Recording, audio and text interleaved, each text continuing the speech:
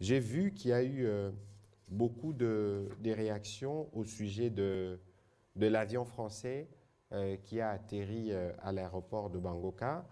Ce qu'il faut savoir, c'est que c'est un avion qui a atterri en détresse parce que l'un des moteurs menaçait de prendre feu, donc la température était élevée anormalement. C'était le vendredi dernier et donc l'aéroport le plus proche où ils avaient demandé à atterrir, c'est à l'aéroport de Bangoka à Kisangani. L'avion comptait 9 membres d'équipage qui venaient, je pense, de l'île de Réunion, qui devaient passer par Bujumbura puis Djamena. C'était un vol de routine d'après les rapports qui ont été faits. L'avion a été fouillé par, disons, fouillé ou inspecté par le service, notamment de la DGM. Il y avait 9 passagers, 4 membres d'équipage et 5 autres pilotes qui devaient être qui devaient relayer d'autres dans la destination finale et qu'il n'y a pas de matière à panique.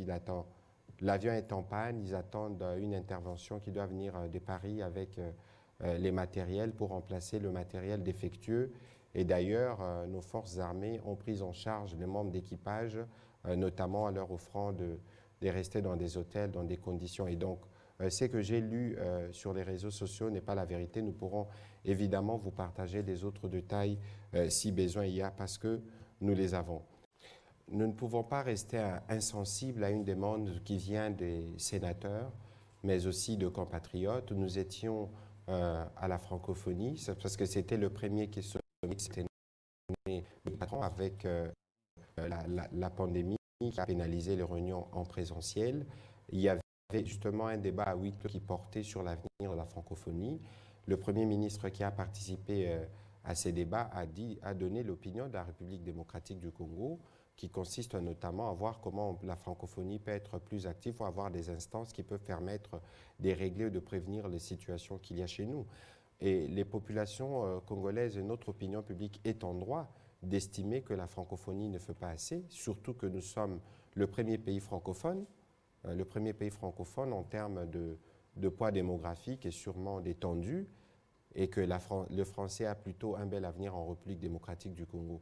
Je pense que ces messages, nous l'avons passé de manière claire, et d'ailleurs, je crois que les résolutions qui en est ressorties a consacré 4 paragraphes, je pense, sur la situation en République démocratique du Congo, mais nous espérons que la francophonie s'impliquera davantage. Pour le reste, je crois qu'au niveau des organes du gouvernement, nous pourrons analyser. Il ne faut pas oublier que nous avons un grand rendez-vous de la francophonie l'année qui vient, notamment avec les Jeux, qui nous permettra de réunir les jeunes de différents continents. Évidemment, l'apprentissage de l'anglais, elle est recommandée, hein, même si elle n'est pas encore constitutionnellement actée, mais c'est un point de vue personnel. Ce ne serait pas mauvais que nos enfants commencent à apprendre l'anglais parce que ça peut toujours être utile. Pour ce qui concerne la francophonie, en tout cas, vous avez suivi que nous avons des manières claires et sans ambiguïté passé notre message. Nous espérons que ce message a été capté et que les conséquences s'en tireront. Pour le reste, on examinera la suite.